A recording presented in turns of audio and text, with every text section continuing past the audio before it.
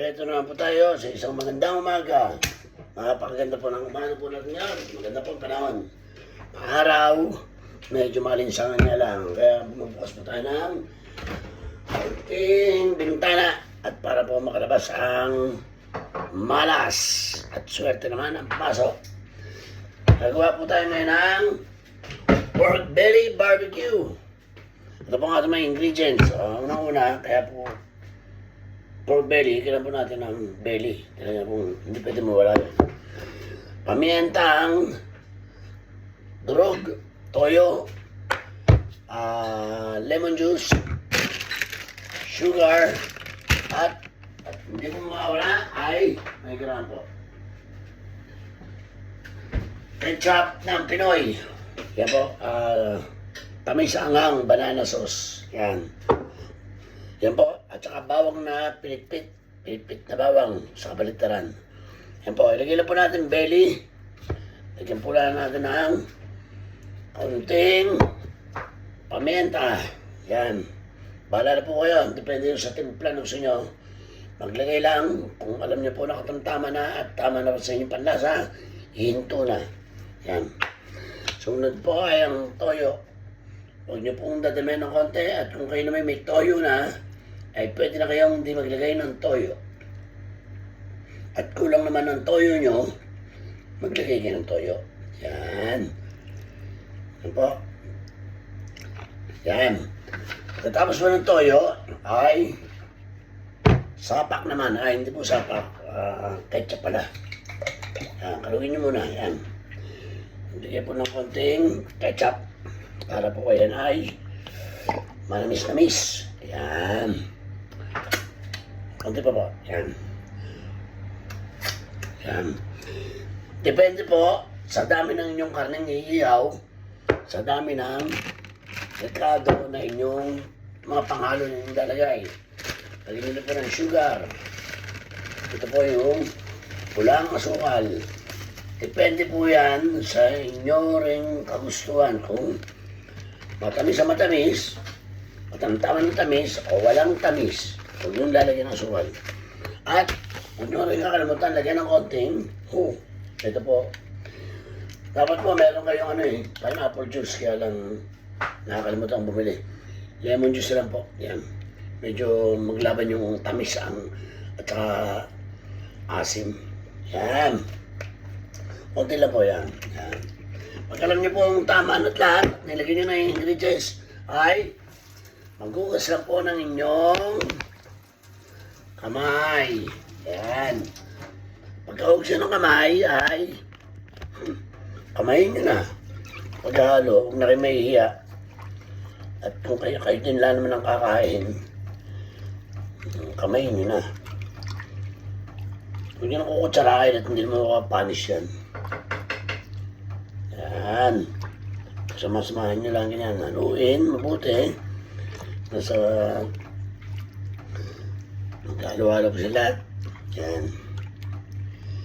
Ito po ay 1 kilong belly. Pero hindi ko na po sinukat yung mga kanyang panimpla. Hinihulog ko na lang, hinihulog. Tansyahan lang baga kung sa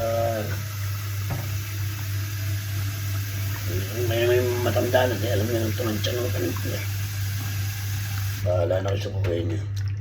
Yan. Yan na.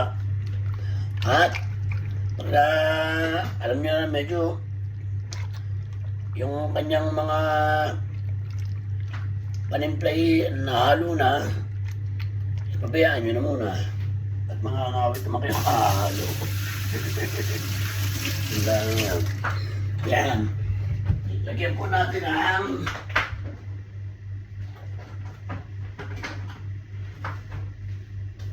lagyan po muna natin ang cling film o kaya plastic. At baka pumakain pa ng pusa. Sabihan niya sa Batangas baka makain pa ng pusa. Yan.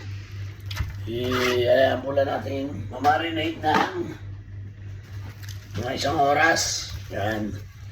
Tapos balikan po natin. Ang gagawin po natin ay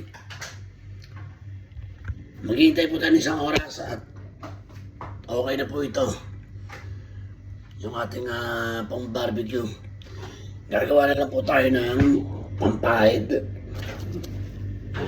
Gagawa po tayo ng pampahid sa tilabo.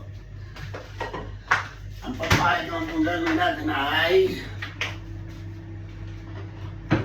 siyempre huwag kayo ng bowl.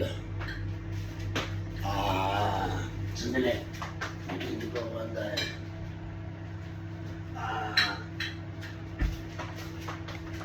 Bowl.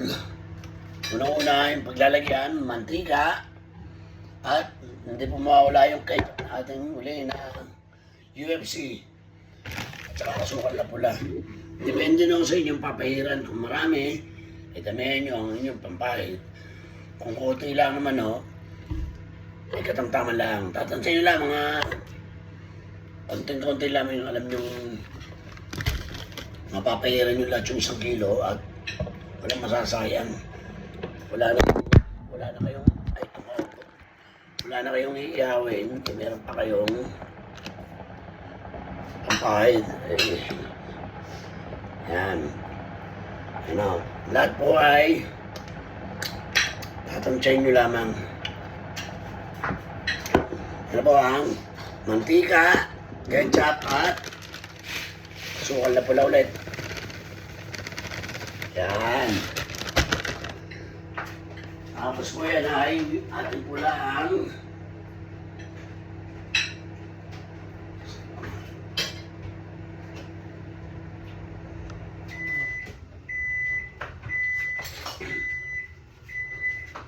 Yan. Haluin lang po natin, i-mix.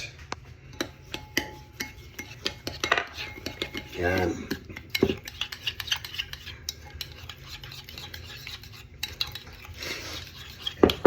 I-mix lang po natin. Kaysa matunaw yung asukal. At sigurado pong ito mamaya po ready na.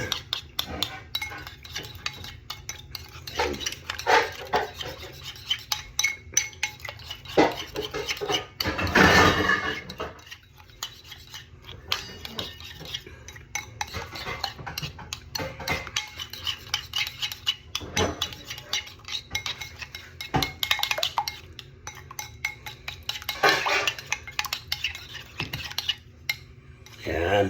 Pag alam nyo pong medyo tunaw na yung asukal, yan, pwede na po yan. Yan. At magre-ready rin po kayo ng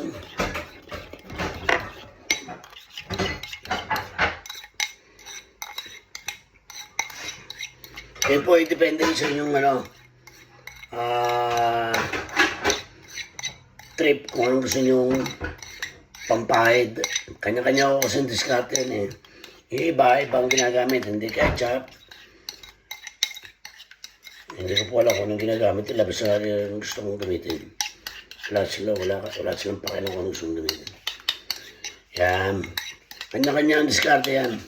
Kung saan kayo masaya, gawin nyo. Kung saan nyo, kung ano yung alam nyo na kanya-kanya invento na yan. Basta alam nyo sa sarili nyo ay ito ay magre-resulta ng masarap.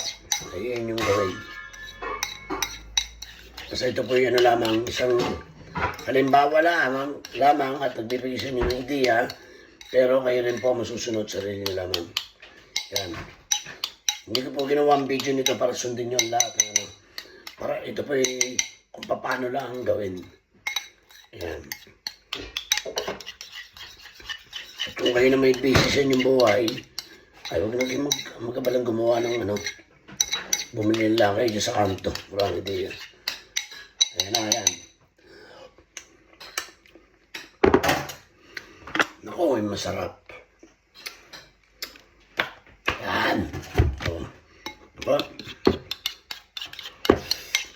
Sauce pa lamang. Kung baga sa kuning, sauce pa lamang ay ulam na.